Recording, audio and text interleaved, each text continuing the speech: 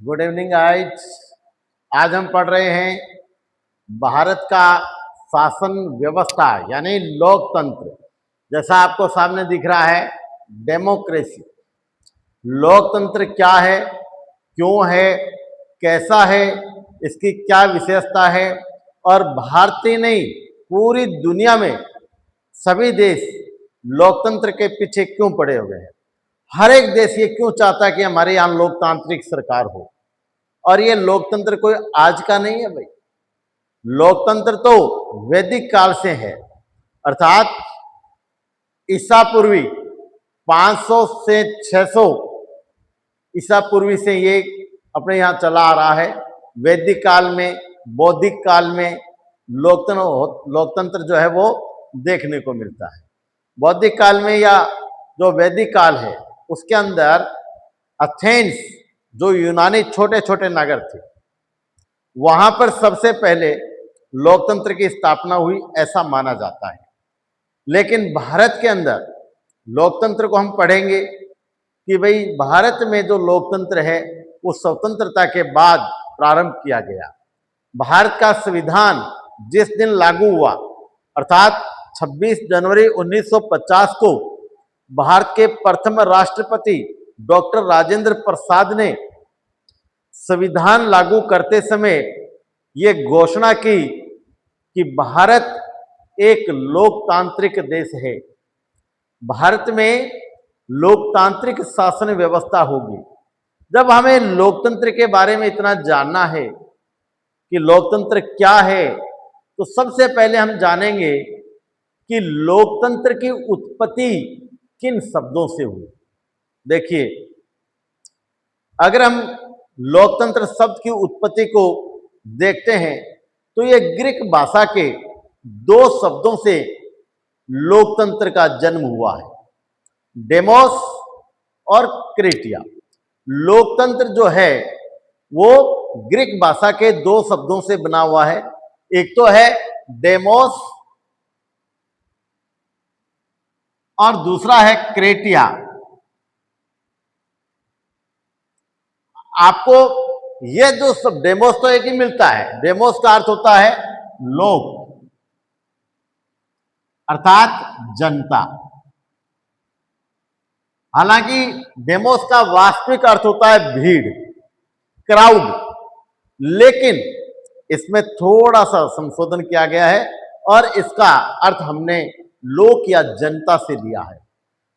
लेकिन क्रेटिया शब्द आपको अलग अलग मिलेगा, कहीं क्रेसिया मिलेगा, कहीं सी के की जगह सी मिलेगा। कोई फर्क नहीं है, केवल लैंग्वेज का फर्क है। इसका मतलब होता है शासन या शक्ति, शासन या शक्ति। तो इसका शाब्दिक अर्थ होता है जनता का शासन, जनता का शासन। इंग्लिश में हम कह सकते हैं power of public, power of public, power of a public. तो सबसे पहले हमने देखा भी डेमोक्रेसी शब्द की उत्पत्ति कैसे हुई। एग्जाम में ऐसा पूछा जा सकता है कि डेमोक्रेसी शब्द की उत्पत्ति कैसे हुई। तो डेमोक्रेसी शब्द की उत्पत्ति लैटिन ग्रीक भाषा के दो शब्दों से हुई है, डेमोस और क्रेटिया।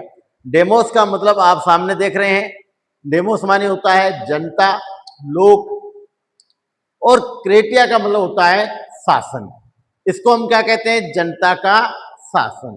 जैसा कि आप परिभाषा भी पढ़ रहे हैं, परिभाषा हमारे लॉर्ड ब्रायस ने एक परिभाषा दी है बहुत ही सुंदर, कि लोकतंत्र वह शासन है जिसमें प्रत्येक नागरिक को भाग लेने का अवसर मिलता है।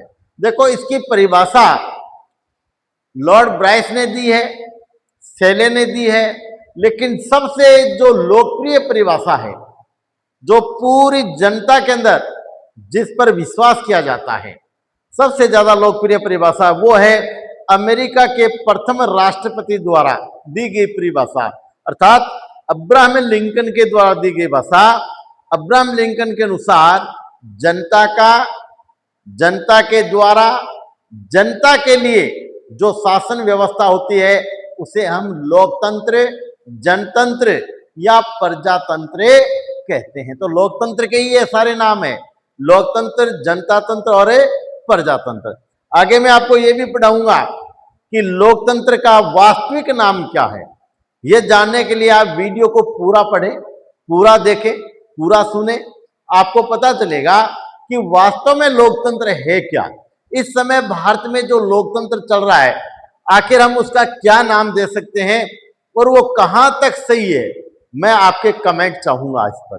तो विद्यार्थियों, गाइड्स, मेरी बात को ध्यान से देखेंगे, पूरे वीडियो को अच्छी तरह देखेंगे। आज हम पढ़ रहे हैं लोकतंत्र के बारे में। तो हमने पढ़ा कि भाई लोकतंत्र क्या, परिभाषा जैसे मैंने बताई अब्राहम लिंकन के अनुसार, जनता लोकतंत्र का मतलब है वह शासन जो जनता का, जनता के लिए, जनता के द्वारा हो, उसे हम क्या कहते हैं, लोकतंत्र कहते हैं। इसी प्रकार से अगर इंग्लिश में हम लेते हैं अब्राहम लिंकन की परिभाषा, तो हम कह सकते हैं democracy is a government of the people, by the people and for the people. तो ये सबको परिभाषा अच्छी तरह याद रखनी चाहिए, कहीं भी परिभाषा देकर के और राइटर का नाम पूछा जा सकता है। तो ये तो हमने देखा लोकतंत्र। लेकिन अब भारत के परिवेश में हम जब आते हैं तो हम देखेंगे कि लोकतंत्र शब्द की उत्पत्ति भारत में किससे मानी जाती है। तो देखिए, भारत के अंदर जो लोकतंत्र की उत्पत्ति है वो हिंदी और संस्कृत दोनों शब्दों से मानी गई है। लोक और तंत्र, यानी भारत में लोक का मतलब हो गया जनता और तंत्र का मतलब हो गया शासन। किसे? हिंदी और संस्कृत से माना गया इसको, हिंदी और संस्कृत। ये लोक शब्द जो है वो हमने हिंदी से लिया है, जिसका अर्थ होता है जनता, लेकिन तंत्र हमने लिया है संस्कृत से, जिसका अर्थ होता है शासन। तो अगर आपको भारत के परिवेश में पूछा जाता है कि लोकतंत्र किन शब्दों से बना है, तो हम कह सकते हैं कि भारत में लोकतंत्र हिंदी और संस्कृत के मिश्रण से बना है। हिंदी प्लस संस्कृत बराबर है लोकतंत्र। यानी लोक शब्द हमने हिंदी से लिया है, जिसका मतलब है जनता, और तंत्र शब्द हमने संस्कृत से लिया, जिसका अर्थ होता है शासन। तो ये हमने देखा भारत के परिवेश के अंदर कि ये क्या है। अब नंबर आता है, हमने पढ़ लिया लोकतंत्र क्या है। तो लोकतंत्र क्या है भाई? जनता के शासन को ही लोकतंत्र कहते हैं। अब देखो भाई, जब चुनाव होते हैं ना, तो हमारे यहां चुनाव में वोट देते समय हम ये नहीं देखते कि लोकतंत्र में सबसे ज्यादा अगर किसी का महत्व है तो वो है आपके वोट का। आप कैसी सरकार बना रहे हैं, आप कैसी सरकार को चुन रहे हैं, आप किस व्यक्ति को चुन रहे हैं, इस पर शायद हम लोग ध्यान नहीं देते। क्योंकि हमारे यहाँ चुनाव जो है कोई जाति के आधार पर हो रहा है, कोई धर्म के आधार पर हो रहा है, कोई पार्टियों के आधार पर हो रहा है। लेकिन हमारा यह फर्ज बनता है आपको ये बताने का, ये समझाने का, आप युवा हैं, आप भारत के भविष्य हैं, भारत के भविष्य के निर्माता हैं। तो आपको विद्यार्थियों इस बात का पूरा ध्यान रखना चाहिए कि जब भी आप वोट दे रहे हैं तो आपको ये दिमाग में रखना चाहिए कि आपके वोट से जो सरकार बनेगी, उस सरकार की पॉलिसी आप पर पूरी तरह प्रभाव डालेगी। अगर सरकार की पॉलिसी अच्छी है, आपको रोजगार के लिए पॉलिसी बना रही है, तो आपका भविष्य सिक्योर होगा, आपको रोजगार मिलेगा। अगर सरकार की पॉलिसी सुरक्षात्मक है, आपकी सुरक्षा के लिए बनी हुई है, तो आपके जीवन की रक्षा होगी। यह तभी संभव है जब आप निष्पक्ष होकर के और योग्य व्यक्ति को चुने। ये नहीं कि किसी के बहकावे में आकर के आप अपना वोट डाल दें। तो स्टूडेंट्स, आप भविष्य हैं भारत के, आने वाले दिनों में आपको वोट देना है। मैं सभी से ये बताना चाहूंगा कि वोट देते समय आपको जात पर, धर्म पर, भाषा पर या लिंग पर ध्यान नहीं देना है। आपको यह देखना होता है कि सामने वाला जो आपका उम्मीदवार है, जिसको आप चयन करने जा रहे हैं, जिसको आप इलेक्ट करने जा रहे हैं, आखिर उसका बैकग्राउंड क्या है, वो कितना पढ़ा लिखा है, क्या उसमें कोई फैसला लेने का, कोई जजमेंट लेने का, कोई निर्णय लेने का पावर है कि नहीं है, कहीं वो दूसरे के कहे अनुसार तो काम नहीं करेगा। ये सारी बातें देख करके लोकतंत्र को अगर आप मजबूत बनाना चाहते हैं, अगर आप चाहते हैं कि भारत के अंदर लोकतंत्र जो है वो सफल हो, तो सबसे पहले आप अपने वोट को देने से पहले उस पर मनन करें और अच्छे उम्मीदवार को वोट दें।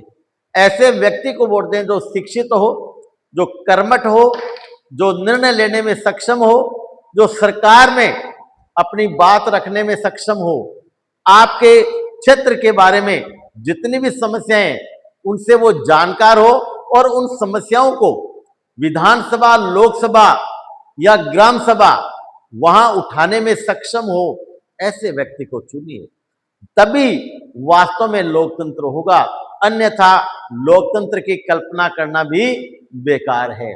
अब हम आगे आते हैं कि एक एजेंसी है इकोनॉमिक इंटेलिजेंस यूनिट लंदन, इसकी स्थापना 1946 में हुई, 1946 में।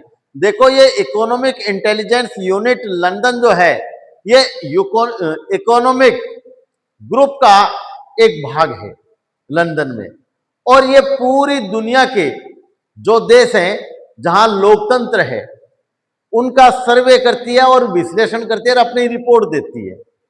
ये बहुत ही भरोसेमंद यूनिट है या संस्था है। इस संस्था के अनुसार 2024 में विश्लेषण किया गया, हालांकि दुनिया में यूएनओ रिपोर्ट के अनुसार 195 देशों में लोकतांत्रिक व्यवस्था है, लेकिन इस संस्था ने 167 देशों का विश्लेषण किया। कितने देशों का? 167, 167 देशों का इसने विश्लेषण किया, जिनमें से केवल और केवल 74 देशों में क्या पाया गया भाई?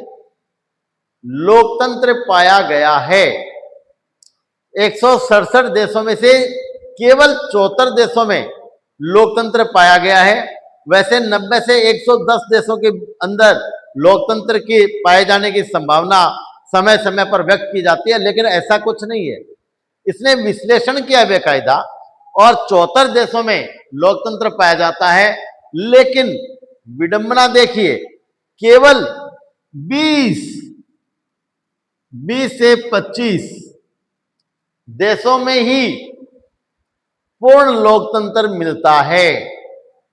केवल 20 देशों को मानिए, 20 से 25 देशों के बीच में ये आंकड़े हमें दिए गए हैं, लेकिन मूल रूप से 20। अगर आपको यह पूछा जाए कि पूर्ण लोकतांत्रिक देश कुल कितने हैं, तो हम 20 ही बताएंगे। बड़ी विडंबना है भाई, भारत का इसमें कहीं नंबर नहीं है। इस सर्वे के अनुसार भारत का नंबर आता है 41, यानी 41वां। भारत का नंबर आता है 41वां, यानी हम नहीं कह सकते कि भारत जो है वो संपूर्ण या पूर्ण लोकतांत्रिक देश है। इसका कारण आगे बताऊंगा मैं क्यों कहते हैं। भारत का नंबर इस सर्वे में आया है कितना? 41वां। भारत को 10 में से कितने अंक मिले हैं? 7.23, अर्थात 7.23 अंक लेकर के भारत विश्व में 41वें नंबर पर है। जबकि नार्वा जो है एक छोटा सा देश होकर के भी, नार्वा जो है वहां पर 9.87 अंक के साथ नार्वा सबसे टॉप पर है। उत्तरी कोरिया 2 नंबर पे आता है। देखिए, उत्तरी कोरिया इसी श्रेणी में 2 नंबर पे आता है, लेकिन भारत पूर्ण लोकतंत्र में कहीं नहीं है। इसका स्थान 41वां संविधान स्थान आया है, 74 में 41वां स्थान है। इसलिए हम कह सकते हैं कि भारत में पूर्ण लोकतंत्र नहीं है। भारत में क्या है? दोषपूर्ण लोकतंत्र है। भारत को कैसा देश माना गया है? दोषपूर्ण लोकतंत्र माना गया है साथियों। क्यों माना गया है? यहां की चुनावी व्यवस्था को सराहा गया है, 10 में से 10 नंबर दिए गए हैं। लेकिन भारत में सर्वोच्च न्यायालय यानी न्याय व्यवस्था और सरकार में टकराव है। इसी टकराव के चलते भारत को संपूर्ण लोकतंत्र नहीं माना गया है। दूसरा, यहां पर किसानों के साथ, बेरोजगारों के साथ भेदभाव आज भी होता है। बहुत सारे कारण हैं जिसके कारण भारत को हमें पूर्ण लोकतंत्र नहीं कह सकते। तो इस प्रकार आप देख सकते हैं कि इकोनॉमिक इंटेलिजेंस यूनिट लंदन ने, जिसकी स्थापना 1946 में हुई, यह प्रत्येक 5 वर्ष के बाद विश्लेषण करती है दुनिया के देशों का जहां पर लोकतंत्र है। तो यहां पर आप देख रहे हैं कि मैंने बता दिया आपको कि भारत का कहीं स्थान नहीं है। तो इसके बाद लोकतंत्र के बाद हम पढ़ने वाले हैं कि लोकतंत्र के कितने प्रकार हैं। हमने पढ़ा लोकतंत्र क्या है, लोकतंत्र की रेटिंग क्या है। रेटिंग आपने देखी, भारत की रेटिंग 41वें स्थान पर है, 41वें पायदान पर है भारत, जबकि नॉर्वे 1 नंबर पर और उत्तरी कोरिया 2 नंबर पर है।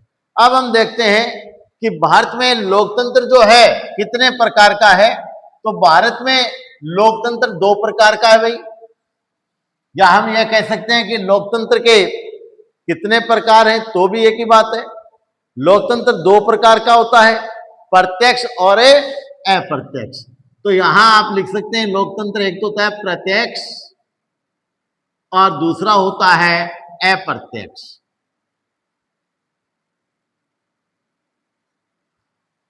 प्रत्यक्ष लोकतंत्र का मतलब होता है कि जहां पर जनता सीधा कानून बनाने में, पॉलिसी बनाने में, कानून को लागू करने में सीधा भाग ले, यानी प्रत्येक व्यक्ति अगर भाग लेता हो कानून व्यवस्था में, सरकार चलाने में, निर्णय लेने में, तो वो होता है प्रत्यक्ष लोकतंत्र।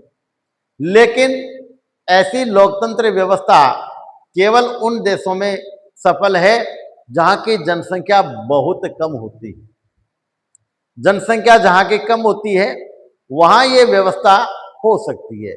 हमने पढ़ा है यूनानी जो एथेंस नगर थे, यूनान में जो छोटे छोटे नगर थे, जिनमें एथेंस में जहां सबसे पहले लोकतंत्र की स्थापना मानी जाती है, वहां पर व्यवस्था थी कि गांव के लोग, छोटे छोटे गांव के लोग सब एक जगह इकट्ठे होते, एक सभा बुलाते और उसी सभा में कानून बनाए जाते, उनको फॉलो किया जाता, उनको लागू किया जाता। लेकिन यह वही संभव है जहां की जनसंख्या बहुत कम होती है। इसलिए प्रत्यक्ष लोकतंत्र का वर्तमान में भविष्य बहुत ही कम उज्जवल है। दूसरा है अप्रत्यक्ष। अप्रत्यक्ष में क्या होता है कि पूरे देश को अलग अलग कॉन्स्टिट्यूएंसी में बांट दिया जाता है, चुनावी परिसीमन कर दिया जाता है चुनावी क्षेत्रों में। जैसे भारत को, पूरे भारत को वर्तमान में 543 अलग अलग कॉन्स्टिट्यूएंसी में बांटा गया है। इसी प्रकार से पूरे देश की जो क्षेत्र है उसको अलग अलग बांट करके, और फिर क्या है कि एक निश्चित एरिया के लोग जो होते हैं वो अपना प्रतिनिधि चुन करके और सरकार में भेजते हैं। अगर लोकसभा की बात करूं तो 10 लाख लोग मिलकर के अपना एक प्रतिनिधि जो है चुन करके भेजते हैं। ये 10 लाख से ज्यादा भी औसत की संख्या मिनिमम बताया मैंने। तो वहां क्या है कि लोग अपना प्रतिनिधि चुनते हैं और उस व्यक्ति को आगे भेजते हैं अपना पूरा विश्वास देके, और वो जहां भी बोलता है अपने क्षेत्र के लोगों का मत लेकर के बोलता है। यहां कहने का मतलब है कि एक क्षेत्र विशेष के लोग अपना प्रतिनिधि चुनकर भेजते हैं जो सरकार चलाने में मदद करता है। वहां कानून बनाने से लेकर के कानून लागू करने तक वह व्यक्ति हमारा हमारे क्षेत्र का प्रतिनिधित्व करता है। इसलिए हम कहते हैं कि लोकतंत्र वह शासन व्यवस्था है जहां जनता के द्वारा चुना गया प्रतिनिधि सरकार चलाता है। तो यहाँ प्रत्यक्ष और अप्रत्यक्ष हमने देखा। प्रत्यक्ष तो केवल उन्हीं देशों में संभव है जहां की जनसंख्या बहुत कम है, लेकिन अप्रत्यक्ष जैसे भारत जैसा विशाल देश, यहां पर 140 करोड़ जनसंख्या कहीं इकट्ठा हो जाए, इट्स इम्पॉसिबल, यह संभव ही नहीं है। इसलिए ऐसे देश में जहां जनसंख्या बहुत ज्यादा है वहां प्रत्यक्ष लोकतंत्र की संभावना नील होती है, वहां अप्रत्यक्ष लोकतंत्र की व्यवस्था होती है जहां चुने हुए प्रतिनिधियों के द्वारा सरकार चलाई जाती है, सरकार बनाई जाती है और नई नई पॉलिसी का निर्माण किया जाता है। तो इस प्रकार हम कह सकते हैं कि लोकतंत्र के दो प्रकार होते हैं, प्रत्यक्ष और अप्रत्यक्ष। तो आज हमने पढ़ा लोकतंत्र क्या है, लोकतंत्र शब्द की उत्पत्ति कैसे हुई, लोकतंत्र की परिभाषा क्या है, लोकतंत्र के कितने प्रकार हैं और लोकतंत्र जो है उसका जब विश्लेषण किया गया तो सबसे टॉप पर कौन सा देश है और भारत का कौन सा स्थान है, ये सारी बातें आज हमने पढ़ी। अब मैं आपको शुरू में एक आपसे वादा लिया था कि मैं आपको बताऊंगा कि भारत में कैसा लोकतंत्र है। अब्राहम लिंकन की परिभाषा को आप लेकर के इसको जस्टिफाई कर सकते हैं। मैं अब्राहम लिंकन की परिभाषा को कोट करते हुए बताना चाहता हूं कि भारत में जनता का, जनता के द्वारा, जनता के लिए शासन नहीं है। भारत में पैसों के द्वारा, पैसों के लिए और पैसों का शासन है, अर्थात पैसों का, पैसों के द्वारा, पैसों के लिए। आज भारत में पैसा तंत्र है। लोकतंत्र बनाम क्या है? पैसा तंत्र। जिसकी जेब में पैसे हैं वो कितना भी अपराध करके बरी हो सकता है, हकीकत यही है। सुप्रीम कोर्ट तक बिक चुके हैं।